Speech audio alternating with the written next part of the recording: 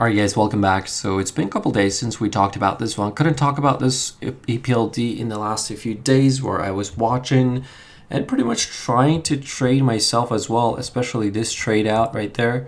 Went in long and pretty much stopped out the next day where I felt like it wasn't getting too much of a traction in terms of like option activity. But even this look right here so far doesn't look too bad. So after reporting earnings inside a day and then following days, 2 days, we had these two pretty nice bullish candles, and then this was right there pretty much inside the day two. Yesterday, yeah, it did flush down a little bit after opening higher and pretty much going essentially testing that 1540 something that I'm watching, 42 essentially, 1550 give or take. So pretty much tested that level, and then in the morning flushed down with overall market. So it looks like highest print 1536, but I'm watching 1540-ish area as a possible breakout, and if it does break out, it can definitely present some sort of uptrend momentum. So far, yeah, you can speculate however you want. You can pretty much make an argument that it could be cup and handle, and then it'll just pull back somewhere around these 13-ish maybe levels, and then it just break out back above this 1552 or 1550. This is the resistance I'm watching. So volume has been pretty average, I want to say. it's not crazy high, and at the same time, flows. I was keeping an eye on daily flows. People were coming in buying calls, and I did flip some calls as well, but again, I just got stopped out flat, especially after moving my stop higher, which I do when stock starts moving up in my favor. And I was keeping an eye on premiums. I want to show you guys this. So in the last 1, 2, 3, 4, especially after reporting earnings and dipping, I was noticing that too. Like we're like 1, 2, 3 days of premiums started coming in, and essentially right there, like 3 days ago, where we had this flushy move from like 1450, probably dropped to like 14. Yeah, they're around from 15 to 14. This is where I saw calls pretty much getting sold yesterday. A little bit of a more call buying, but today it's kind of like muted price action. So we either need the stock to get back above in order to attract more call activity, option activity, and which in return maybe will cause some sort of a gamma squeeze. Pretty much 1542 line in sand. Another thing is the short float, right? It has very high short float. We have talked about this one many times. I just want to quickly glance at what's going on a daily basis.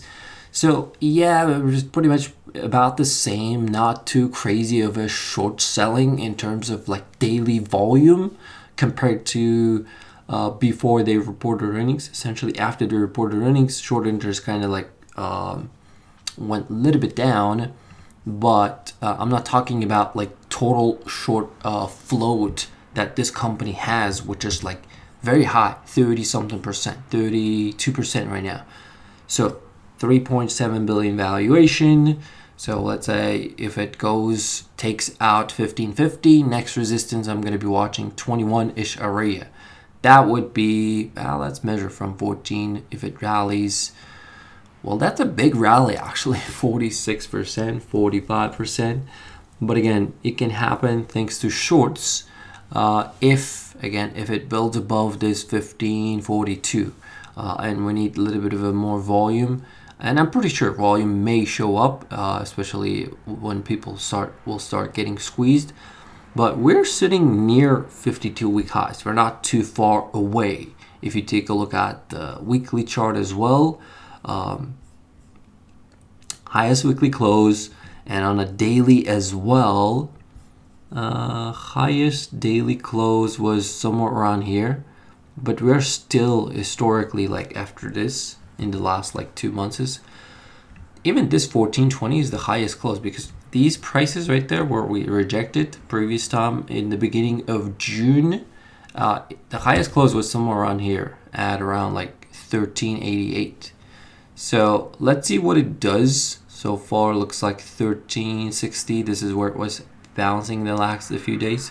I want the 5-day moving average get recaptured, because anytime stock slips below 5-day, it's a bit cautious sign to me. And 20-day all the way down here actually, 1179. So that's your another support. But for me, for some reason I'm watching as a breakout area. This is like 1250-ish area. So if it wants to backtest that level, yeah, I will watch this level as a support. Just like we said in the beginning of the video, maybe if it's gonna work out just like a cup and handle, it can just bounce off here and pretty much go all the way to 20 bucks. 45% move for $3.7 billion company. That's a big move. But again, I'm not telling that it has to happen in a matter of a few days, but it can happen. We have seen already the stock can move thanks to shorts. In a very short period of time right here, we saw like 100% move. And then this move right here, if you guys remember, after earnings, like 30% move in a day. So 45% move. If it gets back above it, shorts can definitely send the stock towards 20 bucks. So in terms of like daily put to call ratio, I just want to quickly take a look at it before we wrap. Not too much of a crazy price action today. 51,000 calls, 14,000 puts. Yeah, that's not much going on. Maybe we need some sort of a catalyst for this stock to pretty much start pushing.